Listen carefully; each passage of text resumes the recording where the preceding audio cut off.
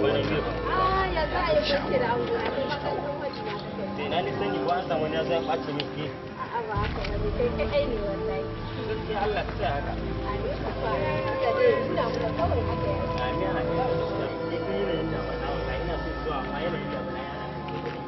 sarki wallahi na ji daɗi sosai kana Ai ma na ji daɗi haka ya. haka ne wallahi Ya kuma mara baba. wallahi kowa lafiya Da matan da ke so ya tsaya.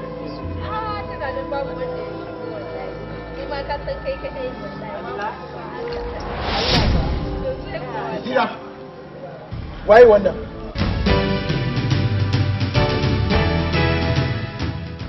bari ya waye wannan kawai ka zo ka same ni da wanda zan aura ka kana tambaya ta waye wannan Ki shi yasa nake kiran ki zuwa ki ga waya ka. dan mi zan daga wayarka wanda fa zan aura ne Kina nan tsaye ce wannan banzan. wannan ne banza ni da zan aura ne za ka zo kana gaya Kai. min haka Me hadin kai? Allah ni za ka ce ka ce ya da ta kan ta. Ka san ko ni waye? Ni ka san ko ni waye gurin ta? Za ka bar shi ji da Ka san ko ni waye? Ni ka san ko ni waye? Kai. Me yake faruwa? Akwai ya taba tare ni ya ce yana suna kuma bai samu dama ba shine yanzu kawai ya zo ya same ni da wanda zan aura ya zo yana cikin kwalai shi Waye? Dan waye kai? Daga ina kake? Bai ta mana. baban nawa ne zaka ce ya tambaye ni babana ne fa Kai. Ba ka da mutunci irin ku ne wato samarin da kuke lalata rayuwar yara ko? To wallahi wallahi ka kiyaye ni.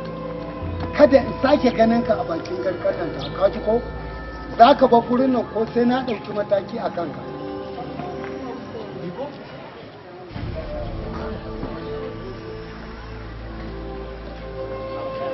Sira, baba na gaya miki irin waɗannan tarkacen tsiyar 'ya'yan iska wanda ba su san mutuncin kansu ba ballantana su san na wani ki daina ba su fuska insha Allah insha Allah